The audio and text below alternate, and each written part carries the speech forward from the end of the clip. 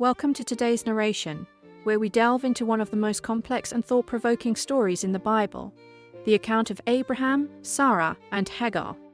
This narrative from Genesis 16 and 21 challenges our understanding of faith, human flaws, and God's overarching plan. As we unfold the story, we'll explore it from multiple perspectives, raising questions about morality, power dynamics, and the broader cultural implications that resonate even today.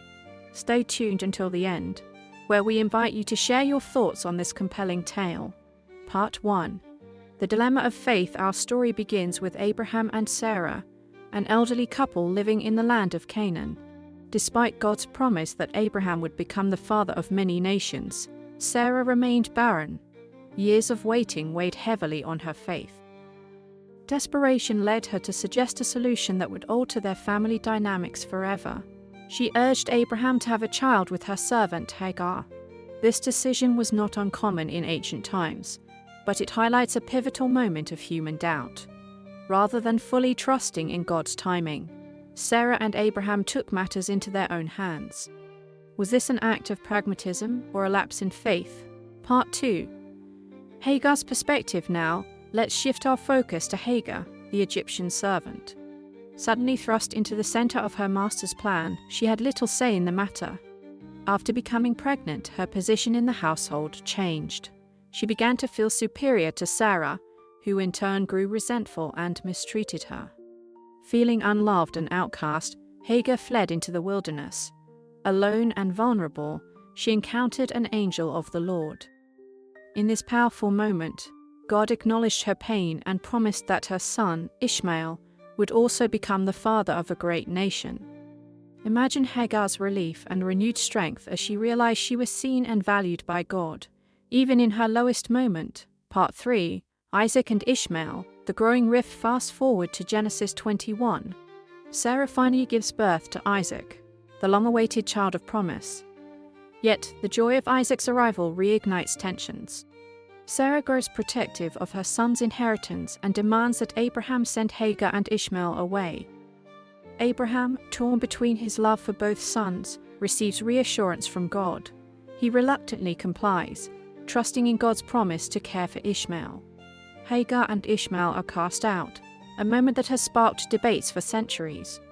Was Sarah's insistence an act of justified protection, or did she overstep, motivated by jealousy? Part 4. The legacy of Ishmael and Isaac. Ishmael's descendants are traditionally recognized as the forefathers of Arab nations, and he is considered the patriarch of Islam. On the other hand, Isaac's lineage leads to the 12 tribes of Israel and the foundation of Judaism and Christianity. This shared ancestry is a profound reminder of the interconnected roots of these major world religions. Even today, the story's themes resonate in the complexities of modern relationships, religious coexistence, and global conflict. It challenges us to consider how faith decisions and power dynamics impact future generations. Part 5. Modern reflections. The story of Abraham, Sarah, and Hagar isn't just a historical account. It mirrors struggles we face today: blended families, power imbalances, and the consequences of decisions made in desperation. Hagar's story, in particular, resonates with anyone who has felt unseen or mistreated. Moreover, the cultural impact of this story spans religions. Ishmael's descendants are traditionally seen as the forefathers of Arab nations, linking this narrative to Jewish, Christian, and Islamic traditions.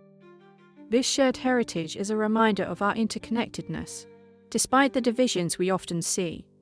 Abraham, Sarah, and Hagar's story reminds us of the complexity of human relationships and the importance of faith in God's plan, even when it seems delayed.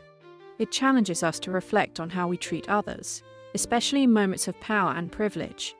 Now, we'd love to hear from you. Was Sarah justified in her actions toward Hagar, or did she overstep? And what lessons can we learn about faith and leadership from this story?